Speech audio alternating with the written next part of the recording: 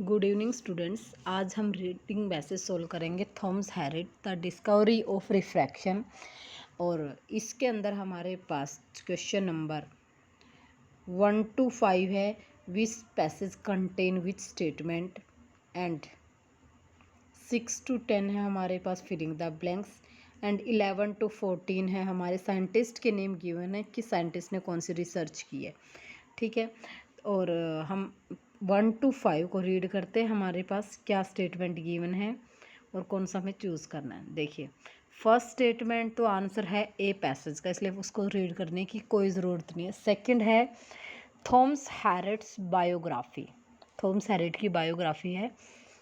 Third है unknown reason of his unpublished work, उस regions का नहीं पता कि उसका वर्क अनपब्लिश्ड क्यों रहा था। Fourth, Herriot 158 publication on north America studies. Herriot का 158 पब्लिकेशन है किसके बारे में? नॉर्थ अमेरिका स्टडीज़ के बारे में। Fifth, expedition of new world, किसी न्यू वर्ल्ड के बारे में एक्सपेडिशन है। अच्छा, न्यू रिसर्च की होंगी या नई एरिया के बारे में कुछ दे रखा होगा।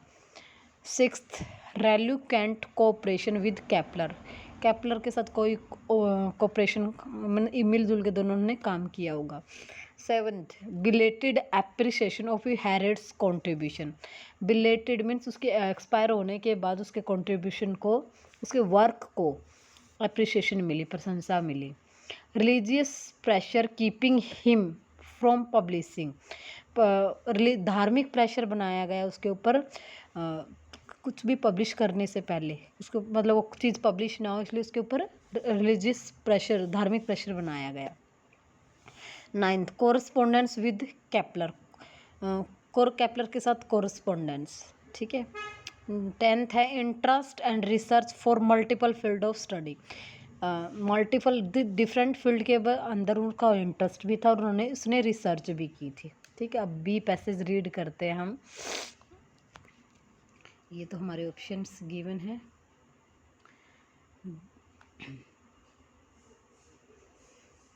बी क्या है?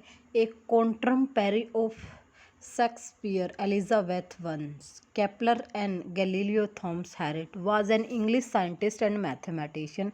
His principal biographer J.W. Searle was quoted saying that in his time he was England's most profound mathematician, most imaginative and methodological experimental scientist.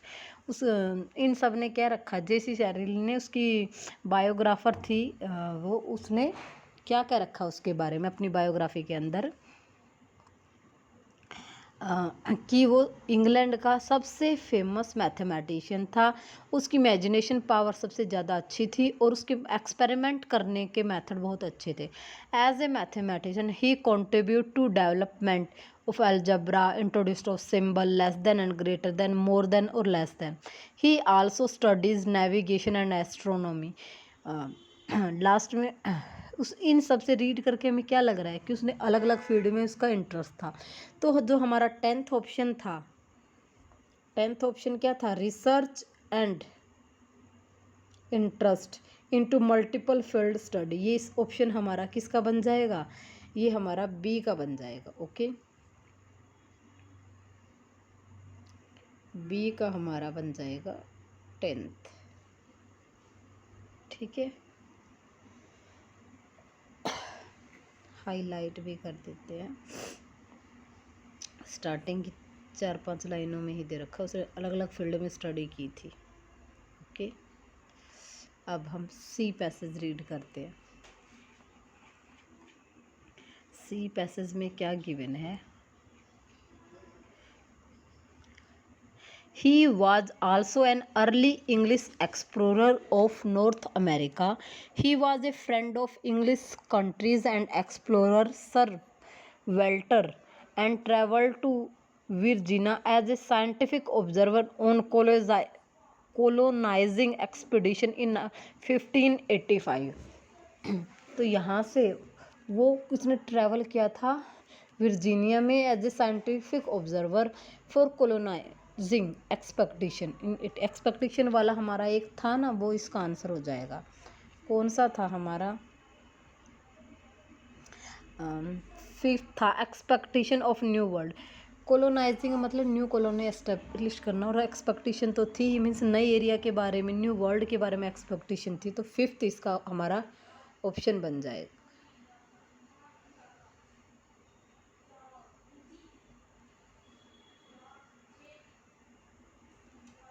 सी का क्या बन जाएगा? फिफ्थ।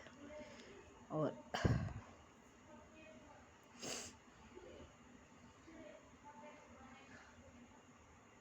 स्टार्टिंग के लाइनों में इसका आंसर दे रखा है।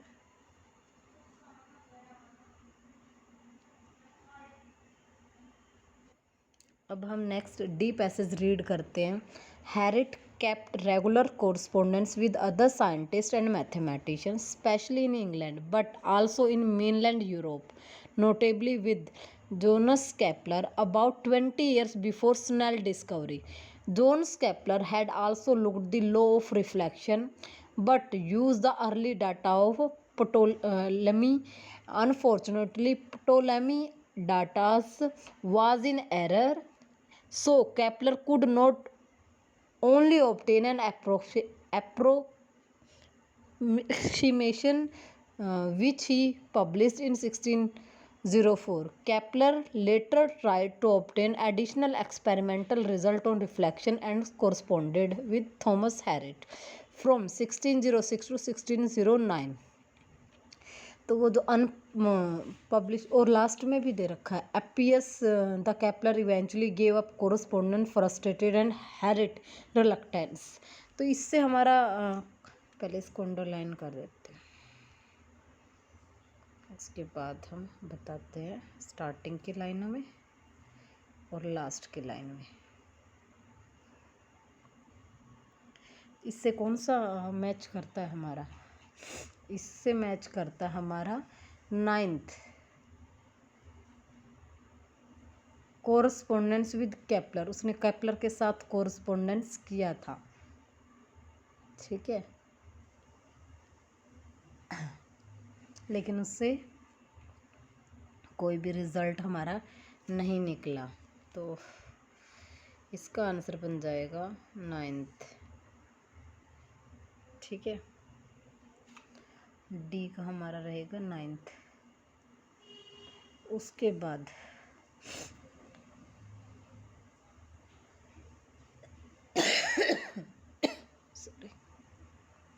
ई में है, apart from the correspondence with Kepler,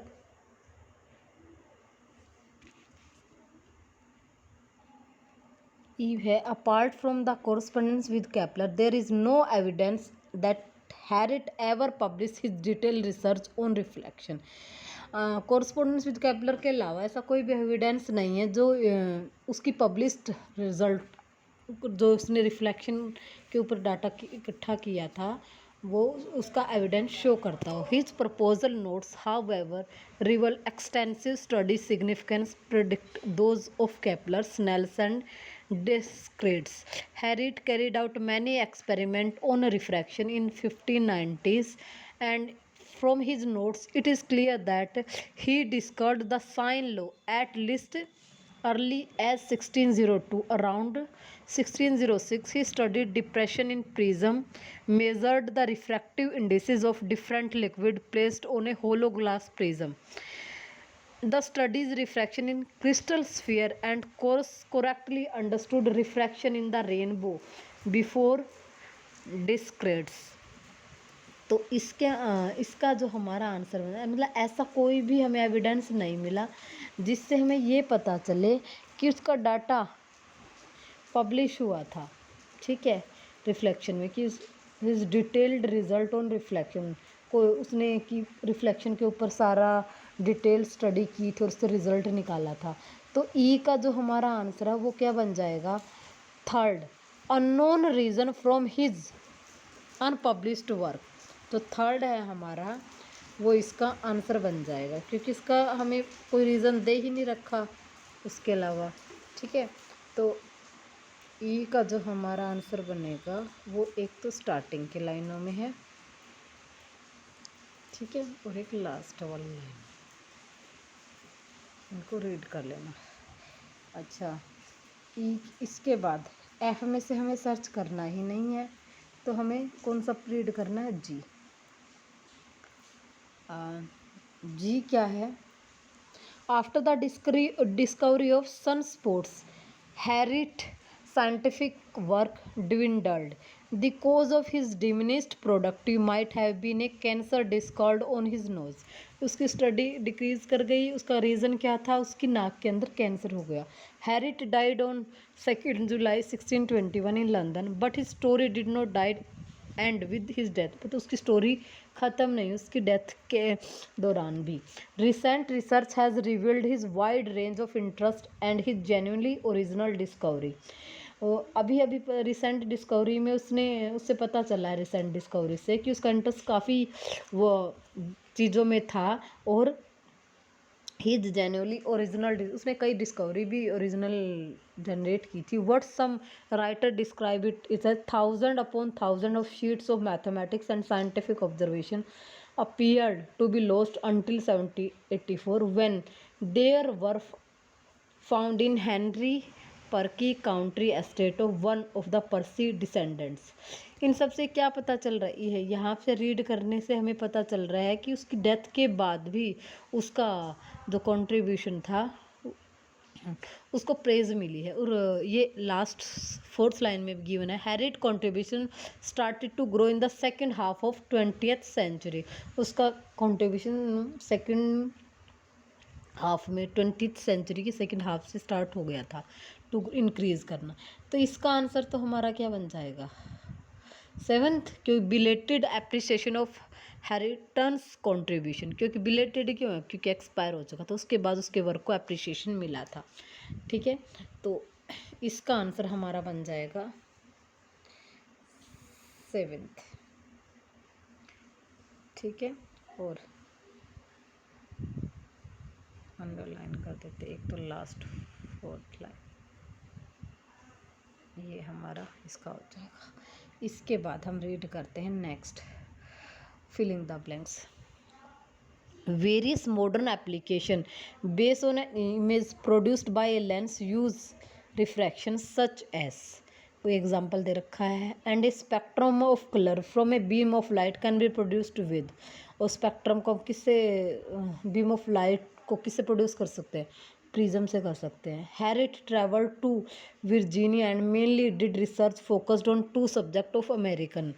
American के 2 सब्जेक्ट्स थे, वो बताने हैं। After he enter upon a study of flight dynamic and, और यहाँ पे डायनामिक लास्ट में क्या है? Idea of me, for example correct the misconception idea of. किसका मिसकंसेप्शन था? देखो, हम सबसे पहले उन पैसेज को रीड करते जो हमने पढ़े ही नहीं, जैसे ए और एफ। तो पहले ए पे चलते हैं, ए से कुछ आंसर हमारे निकल सकते हैं। देखो क्या है, when light travel from one medium to another it generally bends or refracts. The law of refraction gives us a way of predicting the amount of bending. Refraction has many applications in optics and technology. A lens uses refraction to form an image of an object from many different purpose such as, example दे दिया, magnification. तो यहाँ पे क्या आएगा? जब एक light एक मीडियम से दूसरे मीडियम पे ट्रैवल करती है तो वो रिफ्लेक्ट होती है, या तो उसी का दे रखा है कि लेंस को यूज़ करते हैं इमेज के ऑब्जेक्ट बनाने के लिए, अलग अलग पर्पज़ के लिए। उसे क्या बोलते हैं? जैसे एग्जांपल क्या होगा? मैग्निफिकेशन। ओके, तो ये जो मैग्निफिकेशन है ये हमारा आंसर हो जाएगा किसका? 6th का। और उसी से आगे लिख रखा है, prism use reflection to form a spectrum of colour from incident beam of light. क्या यूज़ करते हैं? इससे आगे हमारा बन जाएगा 7th, प्रिज्म। ठीक है, 6th और 7th यहाँ हो गए। उसके बाद स्नेल्स के लॉ के बारे में गिवन है यहाँ पे। तो अब आगे देखते हैं 8th के लिए हमें वो वर्ड ढूंढना है, वर्जीनिया। वर्जीनिया दे रखा है हमारा सी पैसेज में। क्या दे रखा है? He was also an early English explorer of North America. He was a friend of English countries and explorer sir Walter Raleigh and travel to Virginia as a scientific observer on a colonising expedition in 1585। वो word तो दे दिया ना Virginia. उसके बाद on June 1350 he ship anchored at Rockland Island of Virginia. On shore Harriot observe the topography, flora and fauna, made many drawing and maps, and met to the native people who spoke a language of English called Algonquin. Harriet worked out a phonetic transcription of native people speech sound and began to learn the language. तो इसका answer क्या होगा? Language. वो वहाँ पर American language को read करने गया था। ठीक है, तो इसका हमारा ये आंसर हो जाएगा किसका? 8th का। उससे आगे देखो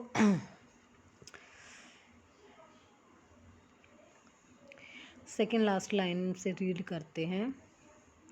Harriet wrote his report of Riley and published a brief and true report of Newfoundland of Virginia in 1588. Riley gave his Harriet own estate in Ireland, and Harriet began a survey of Riley's holding. He also undertook a study of ballistic and ship design for Riley in advance of the speech armed arrival. तो देखो जो हमारा 9th था, 9th में क्या था? He also enters upon a study of flight dynamic and blank for his friend much ahead of major European competitor. ठीक है, साइन। तो 9th में क्या आएगा? स्टडी ऑफ फ्लाइट के बाद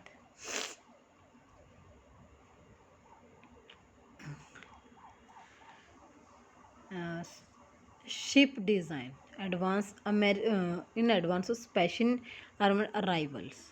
तो यहाँ पे Raleigh give Harriot own estate in Ireland. Ireland Europe में है ना, तो यूरोपियन के लिए यहाँ पे आयरलैंड को और दिया गया है। And Harriot began a survey of, Harriot ने रिलीज होल्डिंग जिसने उसमें होल्ड कर रखा था उस पर सर्वे किया रिले एरिश होल्डिंग्स का। And he also took study of ballistics उसने और शिप डिज़ाइन। तो यहाँ पे हमारे पास क्या आ जाएगा? शिप डिज़ाइन इसका आंसर बन जाएगा। ठीक है,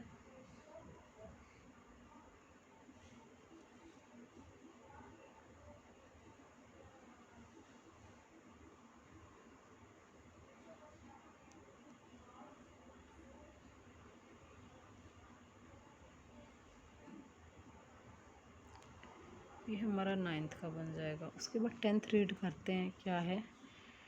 10th है हमारे पास one result for example corrected the misconception about the idea of. किसका? कोई एग्जाम्पल के फॉर्म में दे रखा है उसका आइडिया। नेक्स्ट पैसेज में रीड करते हैं। डी ई के अंदर लास्ट में दे रखा है around 1606 he studied depression in prism, measured refractive indices, different liquid placed in hollow glass prism, studied reflection in crystal sphere and correctly understood। वहाँ पे मिसकंसेप्शन था ना, और यहाँ पे क्या? करेक्टली अंडरस्टूड, अच्छी तरह से समझा गया उसको। Refraction in the rainbow before Descartes, Descartes से पहले उसको करेक्टली समझ लिया गया। जो मिसकंसेप्शन था ना किसके रिलेटेड? प्रीजर रिफ्रैक्शन के रिलेटेड। तो यहाँ पे क्या आंसर आ जाएगा? रिफ्रैक्शन इन द रेनबो, ये हमारा आंसर बन जाएगा। ठीक है, तो ये हमारे पास किस में है? ई पैसेज में है। ओके, रिफ्रैक्शन इन द, ये हमारा बन जाएगा 10th का आंसर। अब 11 to 14 रीड करते हैं। क्या क्या स्टेटमेंट है? देखो पहले तो एन बी गिवन है, मतलब एक साइंटिस्ट को दो चीज़ों के लिए भी यूज़ किया जा सकता है। उसके बाद साइंटिस्ट के नाम क्या है? Snell's, Willebrord Snell's. नेक्स्ट है Johnson, Kepler, Ptolemy, Galileo and Harriot. देखो पहले क्या? Discover the moons of Jupiter. ये जुपिटर की मून्स के, जुपिटर के ऊपर मून से इसकी डिस्कवरी किसने की थी? Distracted experimental calculation on refraction. Discovery of sunspots, sunspot तो पहली लाइन में given. The person who name sine law was attributed to, sine law किसके नाम पे दिया गया? ये तो हमने पहले ही पैसेज में रीड किया था ना। साइन लॉ किस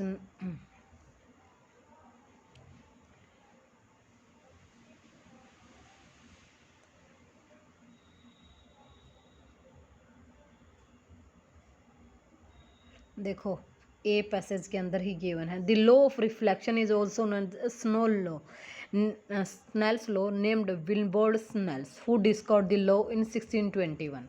ए लाइन के अंदर ही हम अंडरलाइन कर लेते हैं किसी दूसरे कलर से, ठीक है। और किस में कहाँ से है ये रहा दिल्ला, ओके। तो हमारा जो 11th है उसका आंसर क्या बन जाएगा? 11th को तो ए ही बन जाएगा। Oh sorry sorry sorry sorry, option से एक बार दोबारा देख लूँ क्या क्या है। स्नेल्स लॉ डिस्कवर किया था the person whose name the sine law was attributed to, option है 14th, तो 14th का ही आएगा, ठीक है। उसके बाद मून्स ऑन जुपिटर, चलते हैं ऊपर।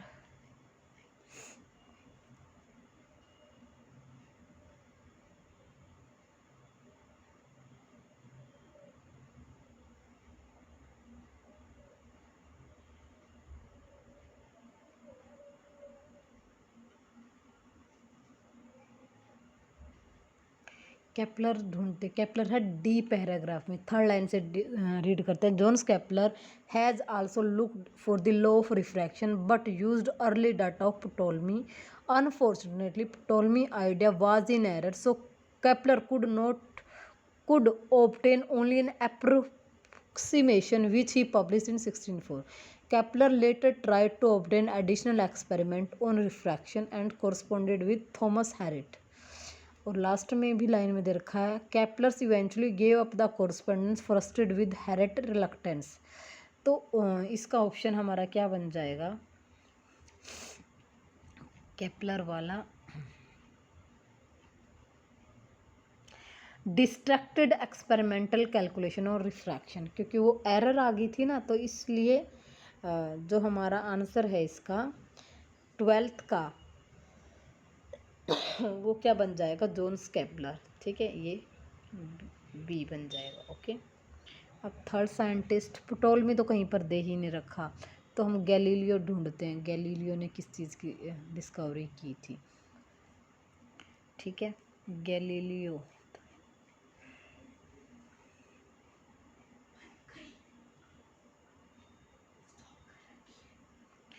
बी पैसेज के अंदर देखो क्या दे रखा है लास्ट लाइन में, लास्ट 4th लाइन में, February 26, 1612 he observe the moons on Jupiter. Jupiter के ऊपर उन्होंने मून को ऑब्जर्व किया, which had already discovered by Galileo, जो किसने डिस्कवर किया था? गैलीलियो ने, ठीक है। While observing Jupiter moon he made discovery of his own, तो इसकी डिस्कवरी किसने की थी? गैलीलियो ने की थी, ठीक है। ये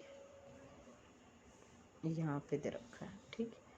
तो हमारे पास उसका आंसर क्या बन जाएगा? जो गैलीलियो वाले का जो पहला ही आंसर बन जाएगा हमारे पास। गैलीलियो ने जुपिटर के ऊपर मून को सर्च किया था। अब एक रह गया हमारा डिस्कवरी ऑफ सनस्पॉट, और ये हमने अभी रीड किया था, पहली लाइन में ही दे रखा था कहीं पर।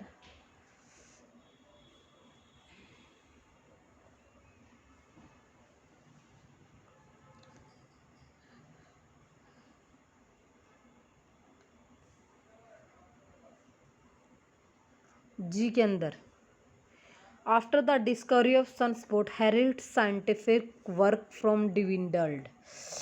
सन उसकी डिस्कवरी के बाद साइंटिफिक वर्क क्या हो गया? डिक्रीज हो गया। तो क्लियर है कि हैरिट ने ही इसी का किया था। उस अगर यहाँ से भी क्लियर नहीं हो रहा तो ए पैसेज के अंदर चलते हैं। ए के अंदर हमारे पास क्या गिवन है,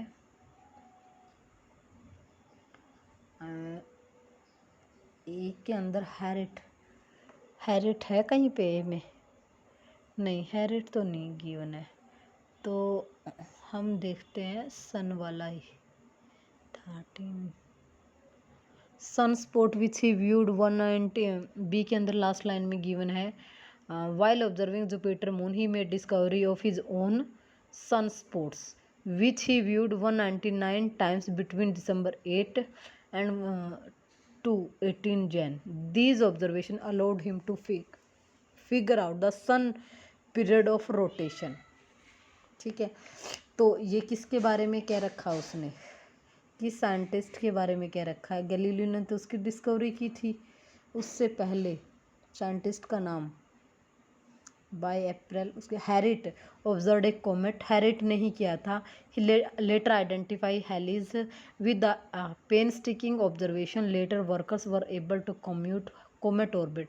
Harriet was also used first time telescope to observe the heavens in England. He made sketch of moon and develop lenses increase magnification। देखो यहाँ पे सारा दे रखा उसने कि सन की डिस्कवरी उसने टेलीस्कोप से सन स्पॉट्स की थी। तो हमारा बी पैसेज के लास्ट में ही इसका आंसर दे रखा है। ओके, मैं अंडरलाइन कर देती हूँ इन लाइनों में इसका आंसर। ओके, तो इसका आंसर क्या बन जाएगा, इसका आंसर बन जाएगा ई। ओके, ये हमारा आज का रीडिंग पैसेज था जो हमने सोल्व किया है। अगर फिर भी आपको कोई प्रॉब्लम है तो आप मुझसे कमेंट में पूछ सकते हैं। Thanks for watching my video. Have a nice day. Good night.